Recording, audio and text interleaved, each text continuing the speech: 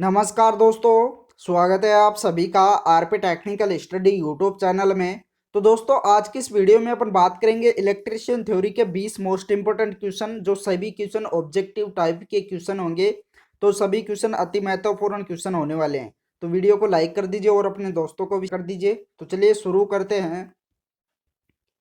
तो दोस्तों, आज का हमारा पहला क्वेश्चन है, ट्रांसफार्मर की मुख्य सामग्री में खालिस्तान सहतिल्य क्षेत्र होगा। सहतिल्य क्षेत्र कैसा होगा? बड़ा, मध्यम, छोटा या अत्यधिक बड़ा?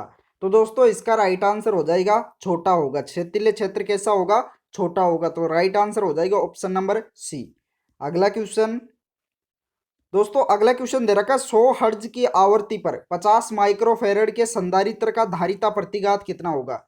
धारिता प्रतिघात ज्ञात करके बताना है, जिसमें आपको फ्रीक्वेंसी दे रखा है, वह कैपेसिटेंस दे रखा है। क्या दे रखा है? कैपेसिटेंस दे रखा है और फ्रीक्वेंसी दे रखी है। तो एक्स सी ज्ञात करके बताना है। एक्स सी ज्ञात करने का फॉर्मूला क्या होगा? 1/2 पाई एफ सी। क्या होगा? 1/2 पाई एफ सी। तो इसको हल करिए, क्या होगा इसका राइट आंसर? तो 1/2 गुणा पाई का मान कितना होगा? 3.14 गुणा फ्रीक्वेंसी कितनी दे रखी है? 100 हर्ट्ज गुणा 50, फिर माइक्रो में दे रखा है, तो 10 की पावर कितनी हो जाएगी? -6। 10 की पावर कितनी हो जाएगी?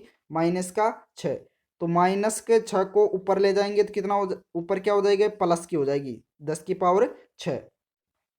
तो दोस्तों, जब ये दो छोड़ के पॉइंट है तो इसको हटाएंगे तो क्या हो जाएगा? 100 कट जाएगा। क्या हो जाएगा? 100 कट जाएगा। उसके बाद क्या करेंगे? जब 50 को 2 से गुणा करेंगे तो कितना हो जाएगा? 100।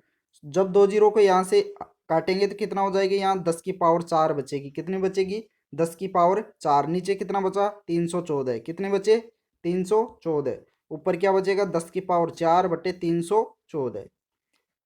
तो 10 की पावर 4 है, उसको अपन लिख सकते हैं 10,000। कितना लिख सकते हैं? 10,000/314। तो जब इसमें भाग देंगे, 10,000 में 314 का भाग देंगे तो कितना आ जाएगा? 31.84 ओम। कितना आ जाएगा? 31.84 ओम। आप इसको भाग दे के देख सकते हैं। 10,000 में 314 का भाग दीजिए, इसका राइट आंसर हो जाएगा 31.84। तो इसका करेक्ट आंसर हो जाएगा ऑप्शन नंबर बी। एक बार दोबारा से देख लेते हैं, इसको किस सूत्र के माध्यम से हल करेंगे।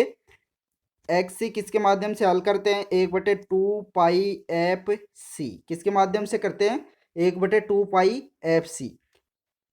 तो यहाँ इसका सूत्र होता है, इसके द्वारा इसको हल करते हैं। तो 1/2 गुणा पाई का मान होता है 3.14 गुणा फ्रीक्वेंसी कितनी दे रखी है? 100 हर्ट्ज गुणा कैपेसिटेंस कितना दे रखा है? 50 माइक्रोफेरेड। तो 50 माइक्रो में दे रखा है 10 की पावर -6।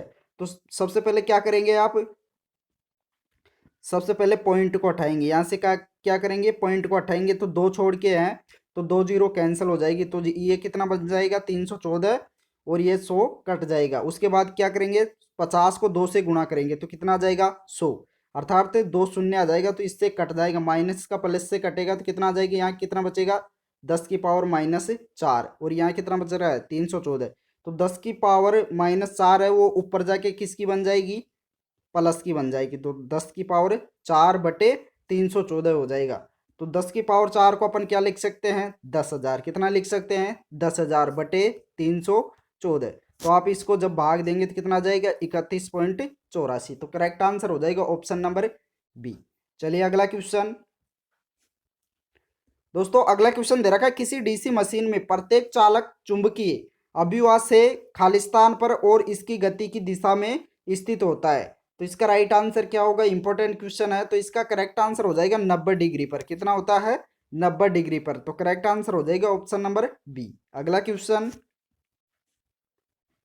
अगला क्वेश्चन दे रखा है, निम्नलिखित में से कौन सी गति नियंत्रण तकनीक दोनों दिशाओं में डीसी शंट मोटर की गति को नियंत्रित करने में सक्षम है? इनमें से कौन सी विधि है? तो दोस्तों, इसका राइट आंसर हो जाएगा वार्ड लियोनार्ड विधि। करेक्ट आंसर क्या हो जाएगा? वार्ड लियोनार्ड विधि। यह दोनों दिशाओं में डीसी शंट मोटर की गति को नियंत्रित करने में सक्षम होती है। तो राइट आंसर हो जाएगा ऑप्शन नंबर सी। चलिए अगला क्वेश्चन। दोस्तों, अगला क्वेश्चन दे रखा है, SF6 गैस की परावैद्युत सामर्थ्य का मान कितना होता है? SF6 गैस की परावैद्युत सामर्थ्य का मान क्या होता है? तो दोस्तों, SF6 का फुल फॉर्म होता है सल्फर हेक्सा फ्लोराइड। क्या होता है? Sulphur hexa fluoride. तो इसका प्राविद्युत सामर्थ्य का मान होता है वायु के मान से 2.5 गुना। यहाँ मिसप्रिंट है, 2.5 है, तो 2.5 गुना होता है। कितना होता है? वायु के मान से 2.5 गुना होता है। तो करेक्ट आंसर हो जाएगा ऑप्शन नंबर डी। चलिए अगला क्वेश्चन। दोस्तों अगला क्वेश्चन दे रखा है केवीए में व्यक्त की जाने वाली शक्ति होती है। केवीए में व्यक्त की जाने वाली शक्ति को क्या होती है? तो इसका करेक्ट आंसर हो जाएगा प्रत्यक्ष शक्ति। क्या होती है? प्रत्यक्ष शक्ति। तो करेक्ट आंसर होगा ऑप्शन नंबर बी। चलिए अगला क्वेश्चन। दोस्तों अगला क्वेश्चन दे रखा है निम्नलिखित में से किस विद्युत संयंत्र में सरज टैंक होते हैं? इनमें से किस विद्युत संयंत्र में सरज टैंक होते हैं? नाभिकीय में, डीजल में, जल विद्युत में या तापीय में? तो किस विद्युत संयंत्र में सरज टैंक होते हैं? तो इसका राइट आंसर हो जाएगा ऑप्शन नंबर सी, जल विद्युत संयंत्र में सरज टैंक होते हैं। तो करेक्ट आंसर हो जाएगा ऑप्शन नंबर सी। चलिए अगला क्वेश्चन। दोस्तों अगला क्वेश्चन दे रखा है यदि ज्यात तरंग की अवधि 1/2 मिली सेकेंड है तो इसके आवर्ती कितनी होगी? किसी ज्यात तरंग की अवधि 1/2 मिली सेकेंड है तो इसकी आवर्ती कितनी होगी? तो दोस्तों आवर्ती ज्ञात करने के लिए क्या करेंगे? 1/टाइम।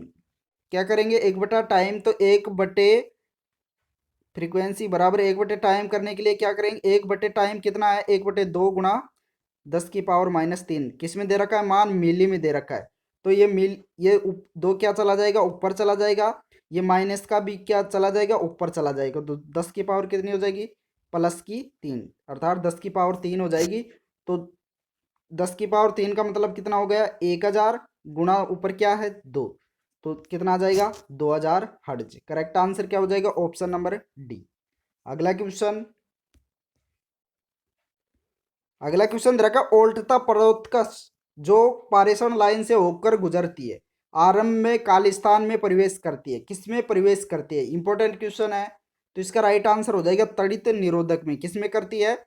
तड़ित निरोधक में। तो करेक्ट आंसर हो जाएगा ऑप्शन नंबर सी। चलिए अगला क्वेश्चन। दोस्तों अगला क्वेश्चन दे रखा चुंबकीय अभिवाह के सर्जन का विरोध खालिस्तान होता है। चुंबकीय फ्लक्स होता है, उसके सर्जन का विरोध होता है चुंबकीय तीव्रता, पारगम्यता, प्रतिष्ठंभ या विद्युतशीलता। तो दोस्तों इसका राइट आंसर हो जाएगा प्रतिष्ठंभ। करेक्ट आंसर क्या होगा? Option number C. चलिए अगला क्वेश्चन। अगला क्वेश्चन दे रखा है एक डायोड की स्विचन आवृत्ति खालिस्तान पर निर्भर करती है। किस पर निर्भर करती है? सरण धारा पर, डायोड धारा पर, उत्क्रम पुनर्प्राप्ति काल पर या संतृप्ति धारा पर? तो इसका राइट आंसर होगा ऑप्शन नंबर सी, उत्क्रम पुनर्प्राप्ति काल पर। राइट आंसर हो जाएगा ऑप्शन नंबर सी। चलिए अगला क्वेश्चन। दोस्तों अगला क्वेश्चन दे रखा उप केंद्रों में बैटरी का कार्य खालिस्तान प्रदान करना है। किसको प्रदान करना होता है? परिपथ को बंद करने की शक्ति, उल्टता विनियमन, मीटर चालन या आपातकालीन प्रकाश। तो दोस्तों इसका राइट आंसर हो जाएगा परिपथ को बंद करने की शक्ति। करेक्ट आंसर क्या होगा? ऑप्शन नंबर ये। अगला क्वेश्चन। दोस्तों अगला क्वेश्चन दे रखा है यदि फ्यूज का धारा निर्धारण 10 एम्पियर है तो संगलन अर्थात फ्यूजिंग धारा क्या होगी? तो दोस्तों फ्यूजिंग धारा ज्ञात करने के लिए क्या करना होता है? फ्यूजिंग फैक्टर कितना होता है? या तो 1.26 होता है, या 1.5 से भी गुणा कर सकते हैं, या 1.6 से भी गुणा कर सकते हैं। तो इन मानों में से होता है। तो धारा निर्धारण कितना दे रखा है? 10 एम्पियर। तो 10 को जब 1.5 से करेंगे तो कितना आ जाएगा? 15। तो ऑप्शन में 15 नहीं दे रखा है। या फिर आप 10 को 1.23 से भी गुणा करेंगे तो भी 10 से अधिक ही आएगा। तो इसका राइट आंसर क्या हो जाएगा? 10 एम्पियर से अधिक। तो इसका करेक्ट आंसर क्या होगा? Option number D. चलिए अगला क्वेश्चन। अगला क्वेश्चन दे रखा है पारेषण लाइन में खालिस्तान का उपयोग करके स्थिरता को बढ़ाया जा सकता है। किसका उपयोग करके स्थिरता को बढ़ाया जा सकता है पारेषण लाइन में? संट संधारित्र का, सरणि संधारित्र का, संट प्रतिरोधक का, या ये और भी दोनों का? तो दोस्तों इसका राइट आंसर हो जाएगा ये वह भी दोनों का, अर्थात संट संधारित्र का भी व सरणि संधारित्र का, दोनों का प्रयोग करके पारेषण लाइन में स्थिरता को बढ़ाया जा सकता है। तो करेक्ट आंसर हो जाएगा ऑप्शन नंबर डी। चलिए अगला क्वेश्चन। दोस्तों आमित्र का प्रतिघात किस प्राचाल पर निर्भर करता है? तो दोस्तों इसका राइट आंसर हो जाएगा लीकेज फ्लक्स पर। किस पर करता है? क्षण अभिवाह पर, अर्थात लीकेज फ्लक्स पर। तो करेक्ट आंसर होगा ऑप्शन नंबर बी। चलिए अगला क्वेश्चन। दोस्तों अगला क्वेश्चन दे रखा है, जब कोई विद्युत परिपथ विवर्त परिपथ हो तो वोल्टता खालिस्तान होगी, न्यूनतम, एक, अधिकतम या शून्य। तो दोस्तों इसका राइट आंसर हो जाएगा अधिकतम होगी। वोल्टता क्या होगी? अधिकतम। तो करेक्ट आंसर होगा ऑप्शन नंबर सी। चलिए अगला क्वेश्चन दे रखा है, गहराई अशुद्धताएं खालिस्तान निर्मित करती है, डी प्रकार, पी प्रकार, एन प्रकार या सी प्रकार। तो दोस्तों इसका राइट आंसर हो जाएगा पी प्रकार। गहराई अशुद्धताएं क्या निर्मित करती है? पी प्रकार। तो करेक्ट आंसर हो जाएगा ऑप्शन नंबर बी। चलिए अगला क्वेश्चन दे रखा है, केबिलों में अंतरकोश का क्या कार्य होता है? केबल होती है उसमें अंतरकोश का क्या कार्य होता है? नमी से सुरक्षा प्रदान करना, बी दे रखा प्रतिबल कम करना, सी दे रखा विद्युत रोधन प्रदान करना, डी दे रखा प्रतिबल वितरित करना। तो दोस्तों इसका राइट आंसर हो जाएगा प्रतिबल वितरित करना होता है। केबलों में अंतरकोश का क्या कार्य होता है? प्रतिबल वितरित करना। तो करेक्ट आंसर होगा ऑप्शन नंबर डी। चलिए अगला क्वेश्चन दे रखा है, निम्नलिखित में से कौन सी नियत वोल्टता जनित्र की एक महत्वपूर्ण विशेषता? इनमें से नियत वोल्टता जनित्र की कौन सी एक महत्वपूर्ण विशेषता है? न्यूनतम दक्षता, न्यूनतम धाराधारिता, सी दे रखा निम्न आंतरिक प्रतिरोध, डी दे रखा उच्च आंतरिक प्रतिरोध। तो दोस्तों इसका राइट आंसर हो जाएगा निम्न आंतरिक प्रतिरोध। करेक्ट आंसर क्या होगा? Option number C. चलिए अगला क्वेश्चन दे रखा, विकल्पों में से दिए गए लैंपों में से किसमें वोल्टता के उतार चढ़ाव का प्रकाश के उत्पादन पर तुलनात्मक रूप अधिक प्रभाव पड़ता है? मरकरी वेपर लैंप पर, फ्लोरोसेंट लैंप पर, सोडियम वेपर लैंप पर या इंडिकेसेंट लैंप पर। तो दोस्तों इसका राइट आंसर हो जाएगा इंडिकेसेंट लैंप पर। राइट आंसर क्या हो जाएगा? Option number D. तो दोस्तों इस वीडियो में इतना ही। वीडियो पसंद आया तो लाइक कर दीजिए और अपने दोस्तों को भी शेयर कर दीजिए। जिस दोस्त ने भी अभी तक चैनल को सब्सक्राइब नहीं किया है वो सभी दोस्त सब्सक्राइब भी कर लीजिए, साथ में ऑल नोटिफिकेशन बेल को भी ऑन कर लीजिए। Thank you.